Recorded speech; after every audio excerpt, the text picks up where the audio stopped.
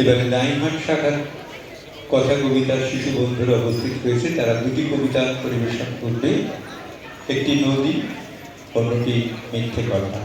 উপস্থিত হয়েছে নিহারিকা, গীতশ্রী, ঐন্দ্রী, অনি, বিরাজ, সুরজি। শুরু হচ্ছে দাইহাট শাখা কথা কবিতার নিবেদন। প্রথম কবিতা নদী।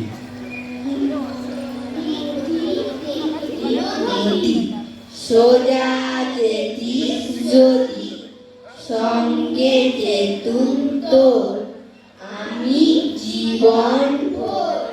তা নয় গেলি বেঁকে সোজা সহজ পথের থেকে, আমায় ভাবতে করে মানা পথে ঘাটেরই দর্শনায়।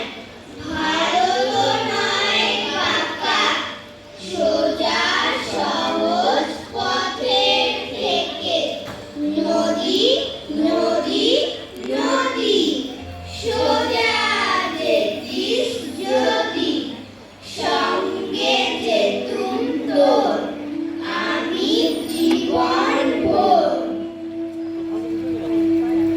শুনলাম নদী, এবারে শুনব মিথ্যে কথা।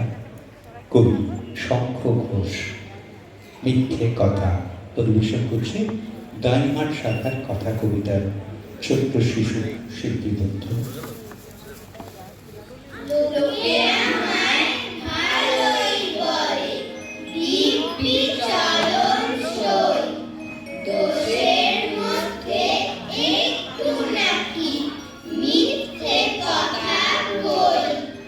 ঘাটশিলাতে যাবার পথে ট্রেন ছুটছে যখন, মায়ের কাছে বাবার কাছে করছি বকম বকম। হঠাৎ দেখি মাঠের মধ্যে চলন্ত সব গাছে, এক এক রকম ভঙ্গি ফোটে, এক এক রকম নাচে।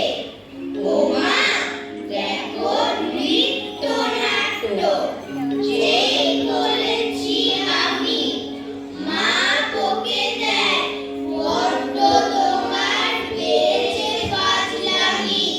চিড়িয়াখানার নাম জানো তো আমার সেজমেশর, আদর করে দেখিয়েছিলে পশুরাজের কেশর। কদিন পরে চুন খসানো দেয়াল জুড়ে একই, ঠিক অবিকল সেই রকমই মূর্তি যেন দেখি।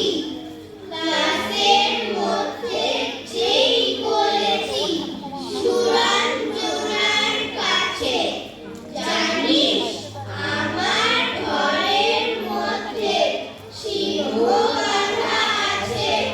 শুনতে পেয়ে দিদিমণি অমনি বলেন, শোনো এসব কথা আবার যেন না শুনি কখনো। বলি না তাই সেসব কথা, সামনে থাকি খুব, কিন্তু সেদিন হয়েছে কি এমনি বেয়াকুব। আকাশ পারে আবারও চোখ গিয়েছে আটকে, শরৎ মেঘে দেখতে পেলাম রবীন্দ্রনাথকে। নমস্কার। খুব সুন্দর, একটু জোরে হাততালি দিয়ে ওদেরকে অভিনন্দন জানাই। হ্যাঁ, তোমরা চলে যাও, তোমাদের এই কবিতার গ্রুপের দুটি কবিতা হয়ে গেল।